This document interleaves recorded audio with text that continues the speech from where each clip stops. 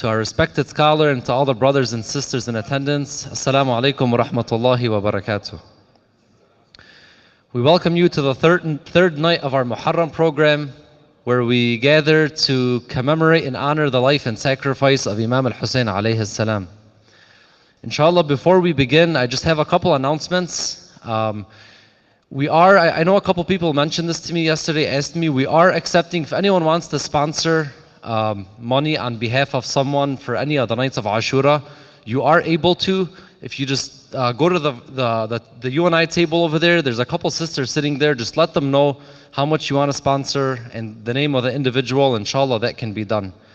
Over there, they're also selling our Ashura shirts and the asbit, the headbands, and they're designed to our theme, the Muharram, this theme right here. So inshallah, those are for sale on the UNI table as well. And then I just want to remind you guys, we have the art display auction going on. So if anyone is interested in bidding for any of the art pieces, they're in the back hallway. You guys can go check them out. And one more thing, our English program's in here. The Arabic program's in the hall to the right. And inshallah, we have a kids program also upstairs going on at 10 o'clock at the same time. So if anyone wants to drop off their kids or siblings or any kids, you guys can just drop them off upstairs in the conference room. And it'll go on the same time this program goes on. So without further ado, inshallah, we'll begin this program with some recitation from the verses of the Holy Quran. If we can welcome Brother Ali Makki with a loud salawat ala Muhammad wa Ali Muhammad.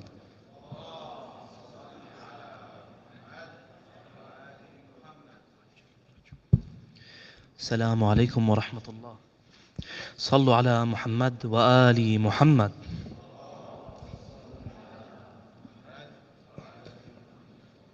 ثانية على حب الزهراء.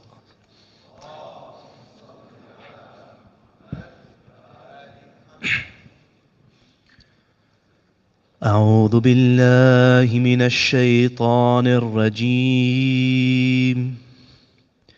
بسم الله الرحمن الرحيم. الحمد لله الذي خلق السماوات والأرض وجعل الظلمات والنور، ثم الذين كفروا بربهم يعدلون. هو الذي خلقكم من طين ثم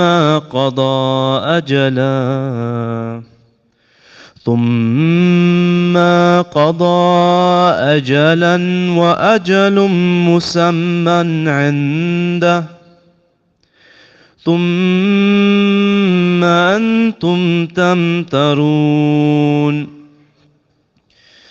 وهو الله في السماوات وفي الأرض، يعلم سركم وجهركم ويعلم ما تكسبون. وما تأتيهم من آية من آيات ربهم إلا كانوا عنها معرضين.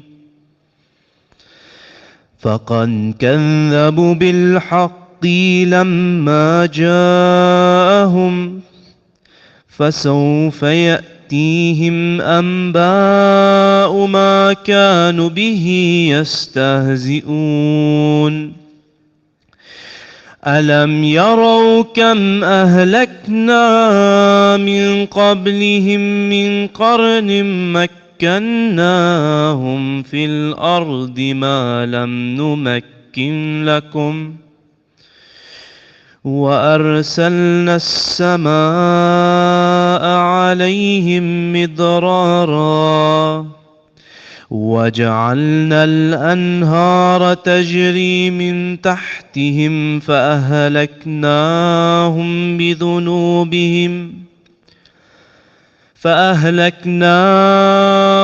بذنوبهم وأنشأنا من بعدهم قرنا آخرين. ولو نزلنا عليك كتابا في قرطاس فلمسوه بأيديهم لقال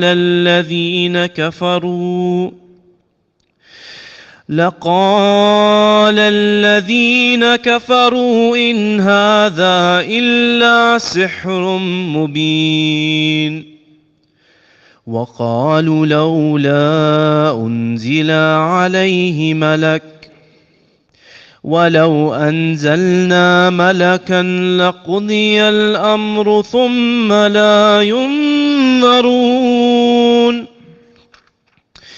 ولو جعلناه ملكا لجعلناه رجلا وللبسنا عليهم ما يلبسون ولقد استهزئ برسل من قبلك فحاق بالذين سخروا منهم ما كانوا به يستهزئون قل سيروا في الأرض ثم انظروا كيف كان عاقبة المكذبين قل لمن ما في السماوات والأرض قل الله كتب على نفسه الرحمة ليجمعنكم إلى يوم القيامة لا ريب فيه الذين خسروا أنفسهم فهم لا يؤمنون وله ما سكن في الليل والنهار وهو السميع العليم قل أغير الله أتخذ وليا فاطر السماوات والأرض وهو يطعم ولا يطعم قل إني أمرت أن أكون أول من أسلم ولا تكونن من المشركين قل إني أخاف إن عصيت ربي عذاب يوم عظيم من يصرف عنه يومئذ فقد رحمه وذلك الفوز المبين صدق الله العلي العظيم صلوا على محمد وآل محمد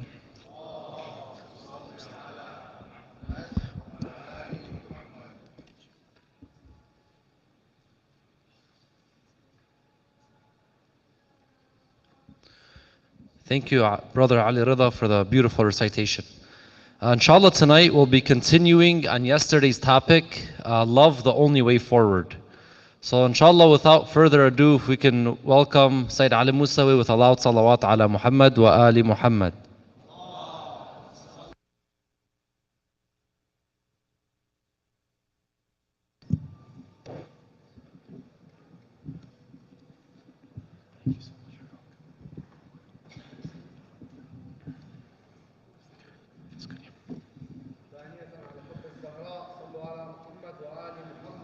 اللهم صل على محمد وآل محمد أعوذ بالله من شر الشيطان الرجيم بسم الله الرحمن الرحيم الحمد لله رب العالمين والصلاة والسلام على سيدنا ونبينا محمد وأهل بيته الطيبين الطاهرين صلوا على محمد وآل محمد اللهم صل على محمد وآل محمد Assalamu alaikum wa rahmatullah. Dear brothers and sisters, we began the discussion last night on the idea, the concept that as human beings we have different kinds of relationships. We were specifically speaking about the relationship that we form with Allah subhanahu wa ta'ala. And as Imam Sadiq alayhi salam so beautifully mentions, he says that the kind of relationship that you can have with Allah is going to be different. There are different kinds of relationships which exist. He mentioned that number one is the relationship of the one who doesn't really want to worship Allah, but he does so out of the fear that he has from God's punishment. Sometimes if you ask us this question, why do you pray? Why do you fast? Why do you do the wajibat? We say because we're afraid. We don't want Allah to punish us.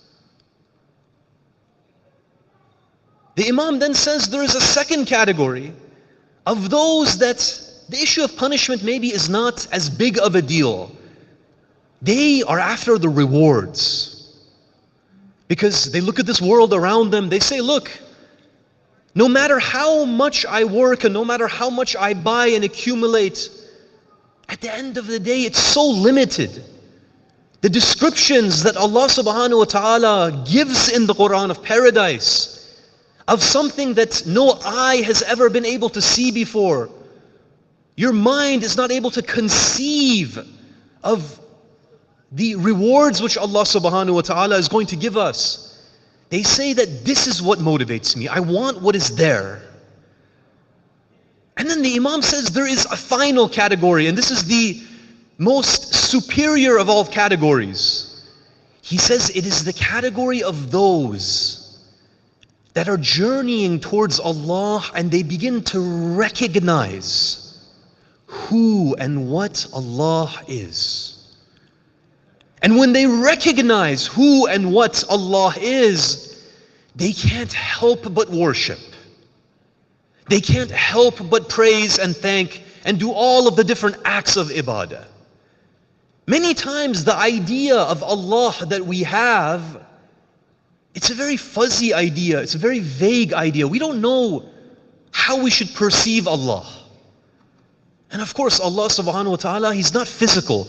And so it makes it harder. And this is one of the reasons why in some of the religions you see that they create a physical body for God. Most of the religions, you see for example the Christians, they have the body of Jesus. The Hindus, they have all of those statues. The Buddhists, they have their own. Every religion, virtually almost every religion, what they do is they create an image of God because they want to worship that which they can see. But Allah subhanahu wa ta'ala, He explains to us that He's beyond any of these issues. And the way that He reveals Himself to us sometimes is He shows us things through, for example, ourselves. He shows us things, for example, through the natural world. When you see that beautiful sunset, especially sometimes in the summertime, you see a sunset that takes your breath away. Sometimes you're driving and you're at risk of crashing into the car in front of you. Maybe that's why there's so many accidents here. It's the sunsets. But it takes your breath away. You're just amazed. Allah subhanahu wa ta'ala, He's showing you just a fraction of the beauty that He is. When He gives us love that we can manifest towards others, the love of a mother towards her children, He's showing us just a fraction of the love that He possesses for us. And so when we begin to really recognize who and what Allah is, and this is the position that the awliya had, the Ahlul Bayt had, then you can't help but worship this being. And the issue of the hellfire, the issue of the paradise, all of that, it pales in comparison to what you are feeling worshiping Allah subhanahu wa ta'ala. Tonight, I wanted to continue on this same thread. Because the question that we had yesterday was the question of why is it that if the Ahlul Bayt, they felt this deep love for Allah, this deep connection for Allah, why is it that when it comes to me, I don't feel that connection? And there's many things. We could go on for days about the things which create a disconnect between me and my Creator. But I wanted to mention a few practical points tonight of the things that we can do that can actually allow us to feel that presence of Allah, to feel that love. Number one, and this is something that afflicts each and every one of us, and part of the reason, of course, this has existed throughout all ages, all times, but one of the reasons is that we live in an era that is so busy. It's so busy, this modern era. I mean, it's as if, sometimes you get on YouTube and you're watching something, you can put it on a faster speed, you can put it on 1.5, 2, 3. Sometimes you feel like life is that as you're watching everything going by, it's going by at 3x the normal speed. And we sometimes even drink coffee, a stimulant, to allow us to actually match the speed of modern day life. And so one of the things that we have a lot of difficulty with, and this is something which disconnects us, it doesn't allow us to connect with Allah, is that we are rarely ever present in the moment. Rarely ever do I actually sit and be able to think my own thoughts. And unfortunately now with social media, it's even worse. That life is going by so fast, when I even have 5 minutes, 10 minutes, I quickly get on social media and I begin to scroll. I don't even have that time for myself. I was watching a documentary about a group of Amish people. I don't know if you've ever seen the Amish. I think they live more in this neck of the woods than near California. But in this documentary, they were interviewing this Amish man. And what was immediately obvious was how calm and present that individual was. He was there in the moment. And when they would ask him a question, he was present. He would actually think about the question. He would reflect. He would look around. He would see the creation of God. And then he would answer whatever answer he was giving. The problem that we have, my brothers and sisters, is that instead of being present, usually, we are in two different places potentially. Where are these two different places? Number one is that usually we move into the past. I'm sitting here, instead of thinking about the now, about what I should be doing right now, about the blessings which I'm engulfed in now that Allah has given to me, I'm thinking about the things, the mistakes, maybe the sins which I created in the past, which I made in the past. Or opportunities that I lost. Ya Allah, if I had gotten that job, and then I would have gotten this other job, and it would have led me to this job, and I would have had this amount of money, and I would have been able to buy this kind of a house and this kind of a car, and I would have been living in this neighborhood. We're constantly focusing on the past of who and what we used to be. Then there's a second place. Whenever we're not in the past, we quickly go into where? Into the future. Inshallah, I want to do this, and I want to achieve this. And when I achieve this, the next step is going to be over this place, and I'm going to have this amount of money and these kinds of social statuses. Constantly, we are moving from the mistakes that we have made in the past to what we want to achieve in the future. And there's nothing wrong with reflecting on the past and planning for the future. It's good. But when it becomes obsessive, when we forget about the now, then we lose out on so much, my brothers and sisters. Sometimes you see a family sitting in a restaurant, and usually cell phones are involved. I don't know if it's a blessing, it's a curse, this device. But they are sitting at the same table, a mother, a father, the children, and they might as well be in a different universe. They're not there. This is one of the worst things that we can do to ourselves. Whenever you ground yourself, you come into the present, you begin to look, you say, Ya Allah, what is this world that you have created for me? All of these blessings that you have given to me. You begin to thank Allah. You begin to feel that sense of connection with Allah. This is where we need to focus upon. You know, one of the things which really prevent us from being in the present, and I've seen this in many people throughout many different communities, is that there is a worry about rizq. I think this is a very common worry that we see, that people, they are worried, how am I going to make a living, especially those who are younger? How am I going to, for example, make this amount of money? And you know, prices have gone up over the past few years. It's a legitimate worry. One of the things which Allah subhanahu wa ta'ala, He promises me and you, He promises us that the rizq that He has written for us, it is already determined. Now, this doesn't mean that we don't go, we don't struggle, we don't work hard. You have to do that in order to access what Allah has written for you.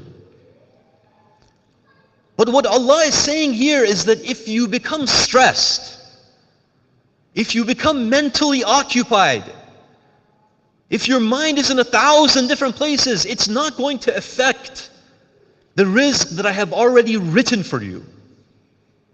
That's going to come. You know, there's this really beautiful tradition from the Imam alayhi salam. Rather, it's actually from Rasulullah sallallahu alayhi wa alayhi. Recite salawat, please. Allahumma salli ala Muhammad wa ali Muhammad. The Holy Prophet, you know what he says? He says that right now, it was revealed to me that no one is going to die until all of the sustenance that Allah subhanahu wa ta'ala has written for him reaches him. Then he continues. He says, therefore, fear Allah and be calm in seeking out your sustenance. And then he continues and he says, and be careful that if there is a delay in the sustenance reaching you, sometimes Allah, He wants to test me and you. He says, I've given you everything you wanted for decades. Let me test you. Let me see if I remove that blessing, that rizq, how are you going to react? You say you're a Muslim. You say you believe in me. You say you love me and my Prophet. You obey my rules. If I test you for just a little bit, a month, 2 months, how are you going to react? What are you going to do? I want to see. The Holy Prophet, he says, if there is a delay in receiving that sustenance, be careful that it does not push you in seeking out that sustenance in unlawful ways. Subhanallah. I'm sure that many of you have been in those positions that you were looking for a job, maybe when you were 18, 19, 20, mid-20s, early 30s. And for a period of time, no matter what you did, it was like there was a door that was closed and it wasn't opening. And sometimes what ends up happening is that you receive a job. And when you're looking at it, you see that it involves certain elements of haram. Sometimes a little bit of haram. It's not that bad. It's a little bit of haram. And you're tempted. You don't know what to do. And if you have a family, if you have kids, it's even worse. Because you see the bank account is shrinking and the job offer is right in front of you. Allah is forgiving, right? Allah will forgive. My brothers and sisters, when we look at this issue of rizq, it is one of the most important elements that when I want to connect my heart to Allah, if the rizq is unlawful, believe me, the heart is not able to connect with Allah. You know, Imam Hussein alayhi salam, on the days that he was in Karbala, you know, one of the things that he says to the opposing enemy that is standing in front of him, He told them that I'm speaking to you, but you don't understand my words. You don't perceive my words. Why? He tells them why. He says it is because your stomachs have been filled with haram. Was he speaking about haram meat? Was he speaking about pork? He wasn't. These were all Muslims. They all prayed. They all fasted. They all ate dabi'a halal. But they would take money from illegitimate means, from the oppressors. And even when they were standing in front of a ma'soom, this is such an important point, because we ask for Imam al-Hujjah to come.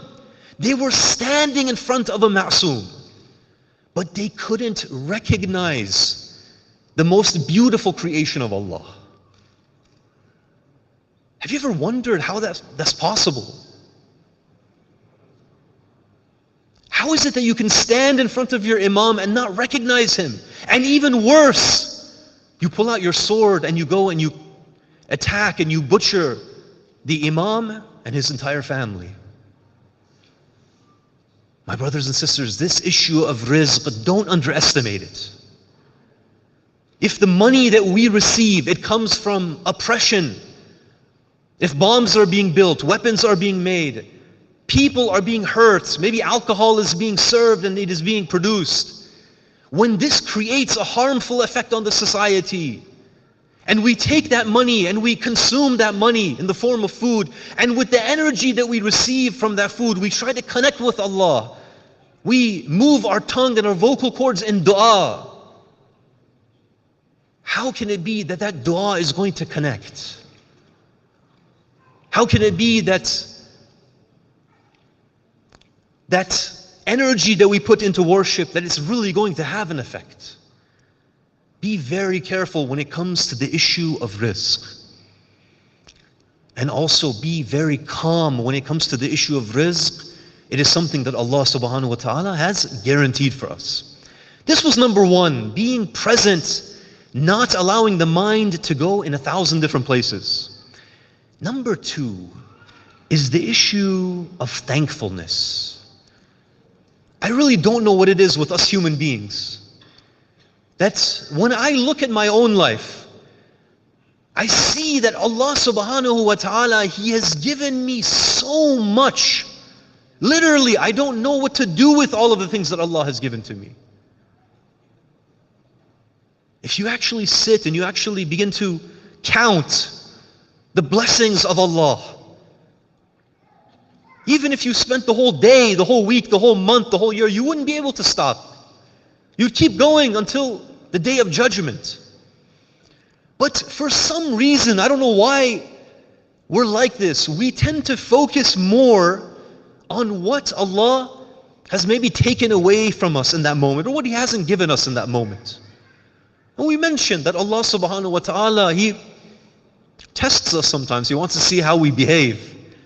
But we tend to hyper-focus. We say, Ya Allah, why is it that you didn't give me this one thing? And the neighbor that we have and the co-worker, you gave them that one thing. And we become very thankless. One of the ways that Allah subhanahu wa ta'ala, He teaches us that you can connect with me is by showing thankfulness. And one of the things that He even mentions, and this is very beautiful, He says that whenever you show thankfulness to me, I'll actually give you even more than I've already given you. That's amazing when you really think about it. You say, Ya Allah, thank you for what you already gave me. He says, because of that, I'm going to give you even more. You know, there's this beautiful tradition. It shows that Allah is a Rabb. He is a Lord that is thankful for the very little thanks that we give to Him. In this tradition, Amir al-Mu'mineen Ali ibn Abi Talib alayhi salam, he says the following. It's such a beautiful tradition. He says, when Allah gives one of His servants a blessing, and the servant thanks Allah for that blessing in his heart, he hasn't verbalized it yet, and he is about to verbalize, he is about to say, Alhamdulillah, Ya Allah, for all of these things you have given to me.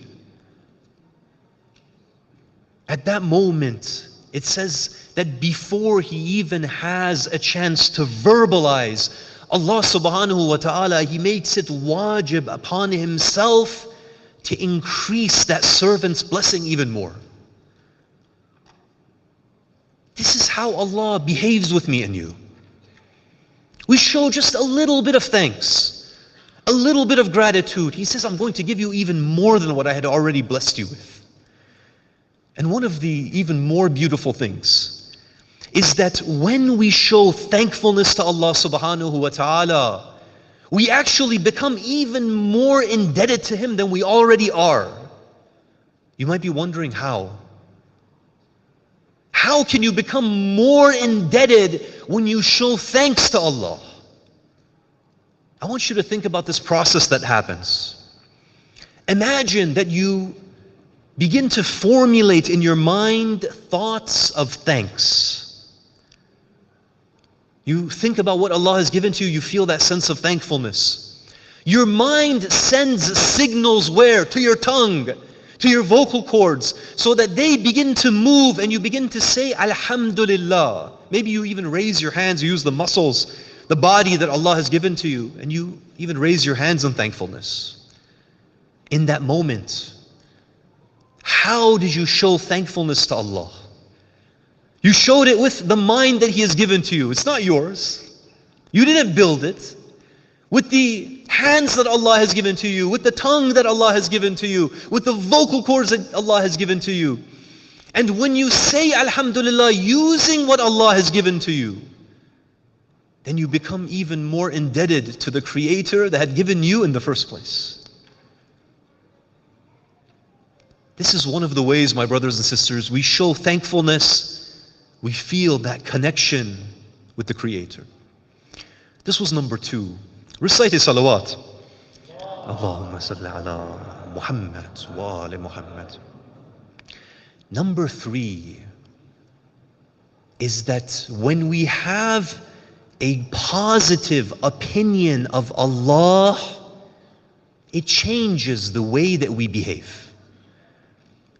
Sometimes, and we went over this, that as a result of the way that we are raised, meaning that we were raised just fearing Allah without any of the other aspects, the other elements of who Allah is. As a result of that fear, when we think about Allah, we have a very negative perspective, a very negative view. We think of Allah as this very angry entity that is just waiting. As soon as you make that mistake, He's going to punish you. As a result of this, we have a very negative perspective of the Creator, and it affects us. You might be wondering, how does it affect you if you have a negative perspective of Allah? Well, the way that you behave, the way that we behave when we feel someone is very negative towards us is that we become very negative towards them as well. You know, I never forgot, there was a little bit of a funny story. When I was in the city of Qom, you know, sometimes there's so much propaganda that goes on in the Middle East that people, they really have the wrong idea about the West. They have this idea that, you know, when you come to the West, as soon as the plane lands or the boat docks, they give you these bags of gold and they say, go do whatever you want with it. They have this idea that this is the land of milk and honey. And they have sometimes a very negative perspective about the Middle East. I'll never forget, one time I had gone into a taxi cab. And, you know, usually taxi cab drivers, they are characters. They have a lot of stories, a lot of energy. I don't know what it is about the job description. But I got into this taxi, and I'll never forget that it began with a normal conversation, how are you doing? And he eventually extracted from me that I'm not from Iran, I'm from, for example, America. And as soon as he found out, he began to complain. He says, you guys have it so good, we have it so bad, everything is so negative here. And I remember he began to talk about how everything in the country is negative. And he even pointed out, he said, look at the street over there, look at all of those people. Everyone is depressed. You see anyone with a smile on their face? Nobody. Everyone is depressed, everyone is sad. And I'll never forget, I was looking at the people that he was pointing at, and they were normal people. I mean, if you're walking down a street and everyone has a wide grin on their face, I would become frightened. Say, something's wrong here, right? Let me go the other way. There's something happening here. This individual, though, because of the negative perspective that he had, it has colored his entire life. He saw everything through the lens of negativity. Everything was bad, everything. And you can bet that it would color the way that he would treat his wife, the way that he would treat his children, the way that he would speak with others, deal with others. In this same way, the perspective that we have of Allah, it has a very profound effect on how we behave towards Allah and the ability or lack of ability that we have in connecting with Him. My brothers and sisters, there's even traditions. They mention that the one that has a good opinion of Allah, that good opinion of Allah, it has the potential of even saving him from the fire of hell. You might be wondering how. We have traditions that on the day of judgment, an individual is going to be brought before the court of Allah. Allah subhanahu wa ta'ala, He is going to stand in judgment of this individual. He's going to look at the good deeds that he has performed, the evil deeds that he has performed, and He will decide that in your case, the evil that you performed outweighs the good that you did. He's going to call upon His angels, take this servant of mine and place him into the fire of hell. He has to be there for a period of time until these sins are wiped away. It's mentioned that as the angels are dragging this individual away, the individual, he keeps looking back. They're dragging him away a little bit further. He keeps looking back. As they're dragging him, they're about to throw him into the pits of hell, into the fire of hell. He continues to look back at that place where Allah was. And Allah, when He sees this, He will say to His angels, bring this servant of mine back. The angels, they bring this individual back. And when they bring the individual back, Allah will ask this man, He will say, why is it that when I had asked the angels to drag you away, they were taking you to the fire of hell, why was it that you kept looking back at me? He will say, Ya Allah, I had a different expectation of you. I had heard about your mercy, I had heard about your forgiveness, and I really hoped, even though I'm a sinner, even though I committed these sins, I had really hoped that on the day of judgment when I saw you, you would forgive me the mistakes which I had performed. Allah subhanahu wa ta'ala, He will say, because of this good opinion that you had, because of the hope that you had in my mercy, I'm not going to disappoint you. I'm going to forgive you your sins. He's going to then tell the angels, instead of taking him to the fire of hell, I want you to take this servant of mine into the paradise. My brothers and sisters, the perspective that we have, it has a profound effect on the ability that we connect with Allah. Inshallah, through the blessings of mourning for Abu Abdullah, for mourning for Imam Hussein alayhi salam, we can really begin to refresh, to renew the way that we look at Allah subhanahu wa ta'ala. Inshallah, Allah subhanahu wa ta'ala will give us this tawfiq. He will open our hearts and He will bless us in this way. Let us turn our hearts towards the mourning of Imam Hussein. Sallu ala Muhammad wa ali Muhammad.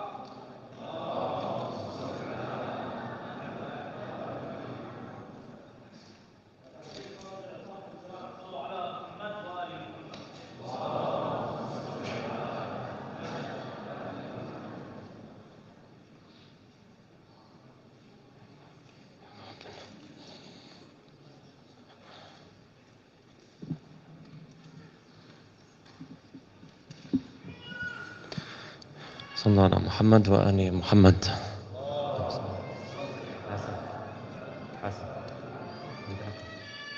ثانية على حب الزهراء صلوا على محمد وآل محمد.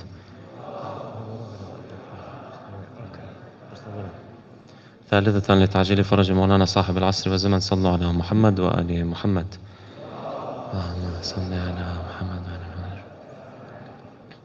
Inshallah, as every night, inshallah, I want to give one of the reminders from our ulama and how we can better connect to the tragedy of Abu Abdullah alayhi salam in the night. As we all know, every single night that we go into the majalis, the tears are very important, that they lead to action and reformation of ourselves with Allah subhanahu wa ta'ala. That's first and foremost, inshallah. The next thing is that if you feel like it's hard for you to shed tears, one of the advices that we're given by our ulama is that you try to do sincere istighfar before the majlis begins. So if you can take that 10-15 seconds to do istighfar, ask God for forgiveness before we enter into the majalis, this might be one deciding factor of you shedding more tears, inshallah, and benefiting more through the majalis. Sallallahu ala Muhammad wa ali Muhammad. Allahumma salli ala Muhammad. And just one more advice from one of our ulama to help you connect better to the musibah of Abu Abdullah. He says, when in a mourning ceremony, we should imagine ourselves being beside Imam al-Hussein alayhi salam.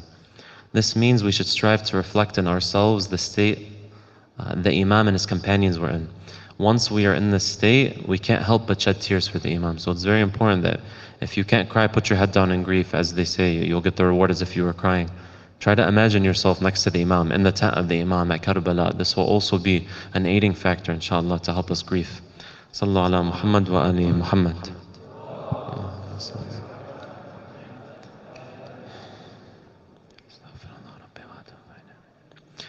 أعوذ بالله من الشيطان الرجيم. بسم الله الرحمن الرحيم.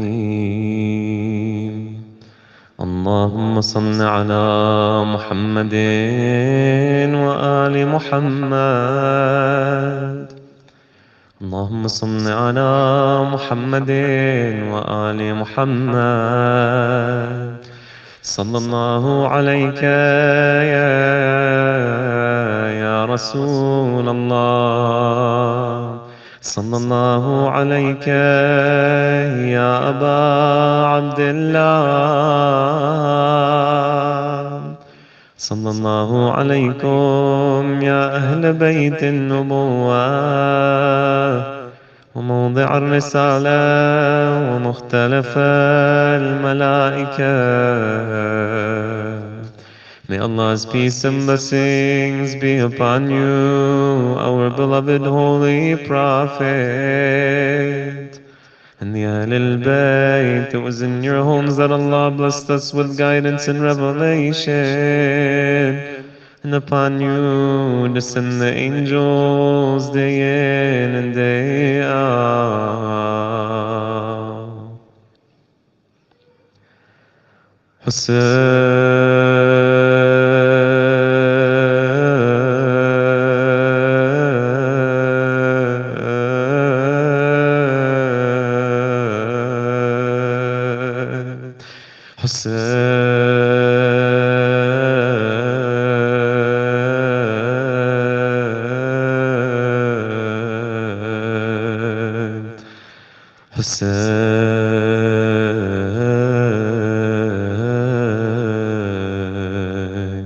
صلى الله عليك يا أبا عبد الله. صلى الله عليك يا مظلوم. صلى الله عليك يا أيها الشهيد في كربلاء. May Allah's peace and blessings be upon you, our beloved Imam al-Hussein, our beloved oppressed Imam, the Imam who was slaughtered by the shores of the Euphrates, while his mouth was dry of thirst. Everybody together. Ya Habibi, Ya Hussein, Nur Aini, Ya Hussein. Everybody everybody. Ya Habibi,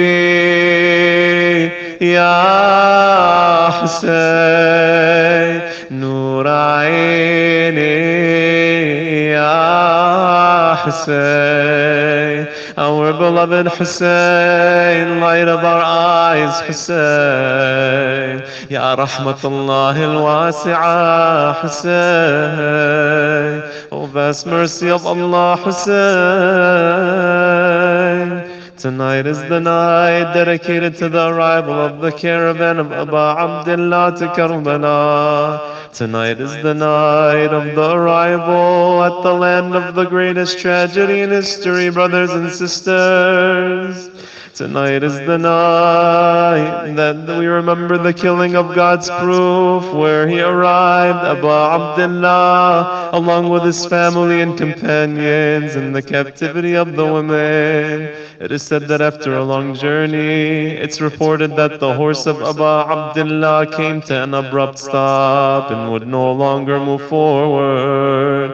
Aba Abdullah al-Hussein asked, "What is this land called?" As if his heart felt something when they arrived on the lands of Karbala. It is said that one of the companions of Imam al-Hussein replied, "This is the land of Taf."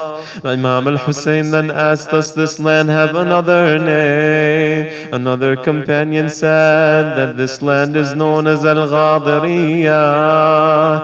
Aba Abdullah again asked if there was another name for this land. Another response was given saying that this land is also called Nainawa. The Imam asked again if there was another name, and eventually a response was given to the Imam. It is also known as Karbala. The eyes of Aba Abdullah began to fill with tears. He said, "A'udhu billahi min al-karbi wal-balaya." I seek refuge in Allah from karb and bala, which means from misery and tribulations. The Imam then said, "It is here that our feet must set. It is here that our blood is shed, and our graves are dug. My grandfather Rasulullah told me all about it." Try to picture the scene, brothers and sisters, setting foot on a land you know you will not even leave alive. Imagine Sayyid Zainab hearing Aba Abdullah mourning himself say that this is the land that they will perish in. God help the heart of Lady Zainab.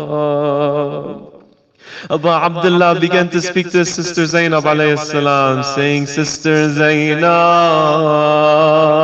when we come to the land of sadness, prepare our black clothes so we can put them on. Our graves are to be next to our guard, and it is my duty to recommend and to wish to be patient for the love of our mother Fatima az-Zahra. The minute you see us with notched necks, and you see Abbas's hands cut off, and you see the bow gone straight into his eye, when you see my body thrown to the ground, I'm afraid your heart would be hers. So don't look at it, Zainab. Tattle the little one with your eyes on hers. Wipe her tears when she cries over me. And I'm afraid that when you come to us in the night, you see our unwashed bodies, blood left on the salted waters.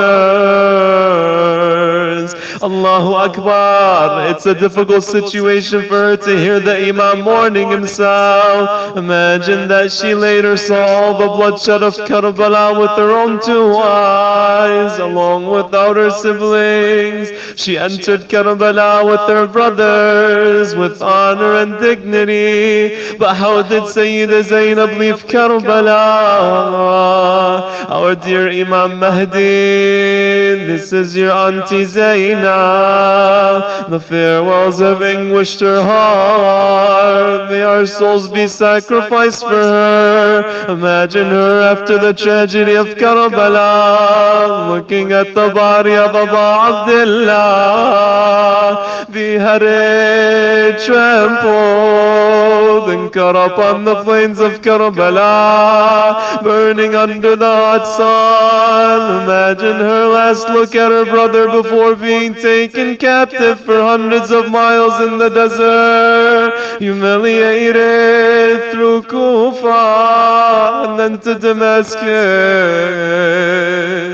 It is said we have a narration in which one of the companions mentions that Imam Amir al-Mu'mineen Ali alayhi salam once passed by the land of Karbala on his way to Siffin, and it is said that there he stood and he began to cry. Look at Imam Ali. Imagine Imam Ali standing on the plains of Karbala, the father of Abu Abdullah, standing at the very land that he knew his son would be slaughtered in, and he begins to say, Sabran ya Abu Abdullah, Sabran ya Abu Abdullah. Oh my son Hussein, be patient. It is said the others asked Imam Ali what was going on. The Imam then replied by telling them, this is where my son Hussein is going to be killed. This is where my son Hussein is going to be killed. And the skies are going to be crying for my son Hussein. He then recited a Quran verse that was in relation to a nation of people that were brought punishment upon themselves. Bismillah ar-Rahman ar-Rahim. فَمَا بَكَتْ عَلَيْهِمُ السَّمَاءُ وَالْأَرْضُ وَمَا كَانُوا مُنذِرِينَ. And neither the heaven nor the earth shed a tear over them, nor were they given a respite again. وَلَكِنَّهَا, Imam Ali alayhi salam then says, وَلَكِنَّهَا تَبْكِي عَلَى Abu Abdullah al-Hussein. But the sky cried over Abu Abdullah al-Hussein.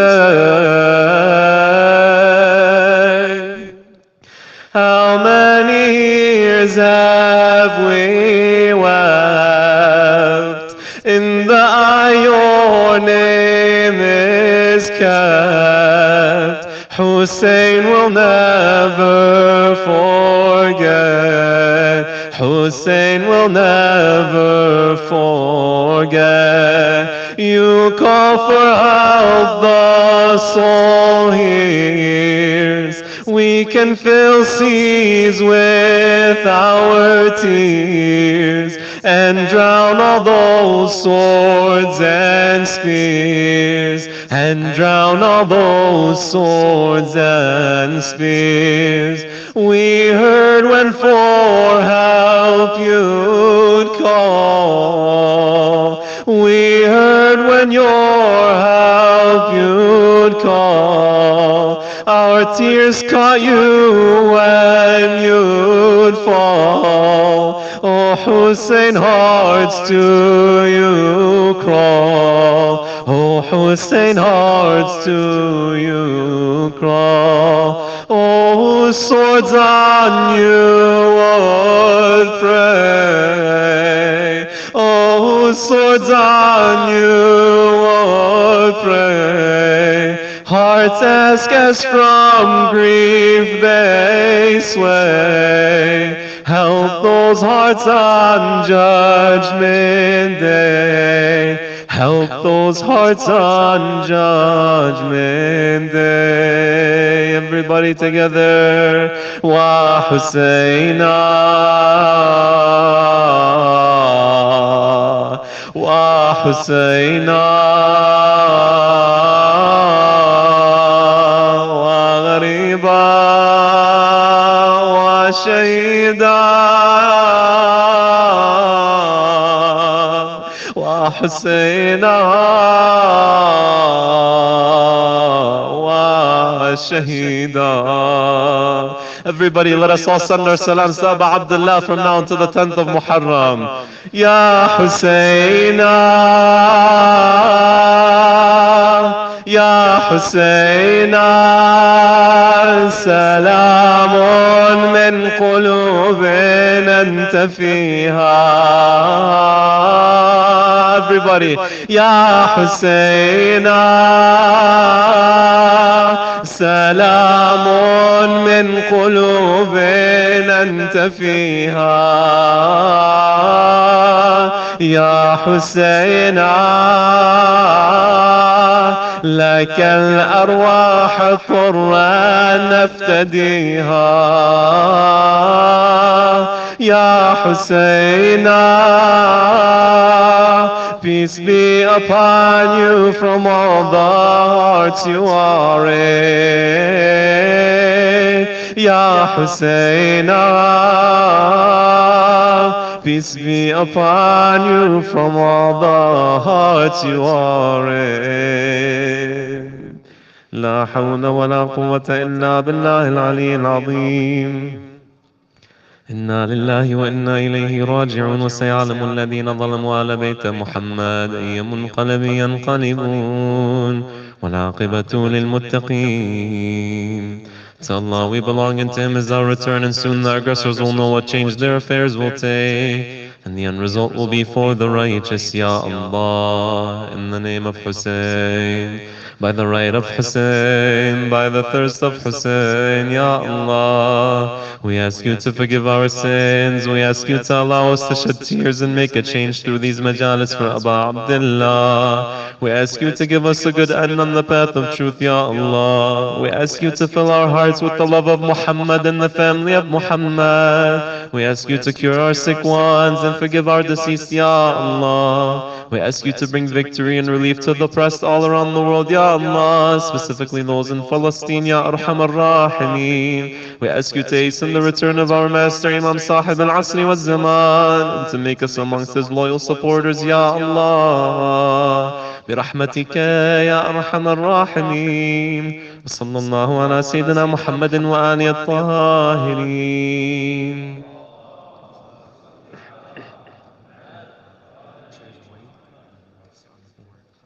ثانية الحب الزهراء صلى على محمد وآل محمد. Inshallah, for the portion for Latmiya, we're going to have a couple of Arabic Latmiyat tonight.